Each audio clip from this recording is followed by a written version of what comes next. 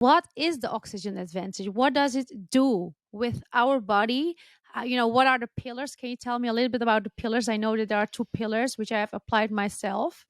Can you tell us more about that? So the everyday pillar is functional breathing patterns, and that's about looking at your breathing from a biochemical point of view and from a biomechanical point of view, and also slow breathing to help to bring balance to the autonomic nervous system. It's guidelines of how to breathe during rest, during sleep, and during physical exercise. The second pillar then are stressor exercises. So here we do breath holds to lower blood oxygen saturation and to increase carbon dioxide in the blood. And this disturbs the blood acid-base balance, and this causes the body to make adaptations. And those adaptations include improved buffering capacity to delay fatigue, for example, in sports, increased strength of the diaphragm, but also from a psychological point of view that we do a long breath hold to create a feeling of suffocation, a feeling of air hunger. And the objective is to relax into that feeling of suffocation. And we're training our brain not to react to the feeling of discomfort. Now, in terms of the breathing exercise that we do, the breathing exercise should always be tailored according to the individual.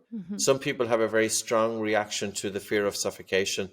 They need to go easy and they need to gently gear up over a period of time. Other people are able to push it that little bit harder. And that's the one thing about breathing exercise, Özlem. It should never be a one-size-fits-all. We all react a little bit differently to breathing exercise depending on our breathing pattern and also whatever conditions that we may have, including asthma, anxiety, panic disorder. Women's breathing is different to male breathing. There's quite a few influences there, and that's why breathing should, I always feel that if we just say to somebody to breathe in for 4 seconds and out for 6 seconds, well, depending on if you have 10 different people, those 10 people can take fundamentally different breaths, even though they're breathing in for 4 seconds and out for 6 seconds. Are they breathing high? Are they breathing low? And what's the tidal volume that they are bringing in during that 4 second in, 6 second out? So these are the things. Breathing is a little bit more complex. It's simple, but it's complex at the same time. So a person X might bring a total different breathing volume in 4 seconds than person Y. Yes. So you're really, and that's the one on 1.5. Like you need the volume that you take in 1.5 times more. That volume needs to get out.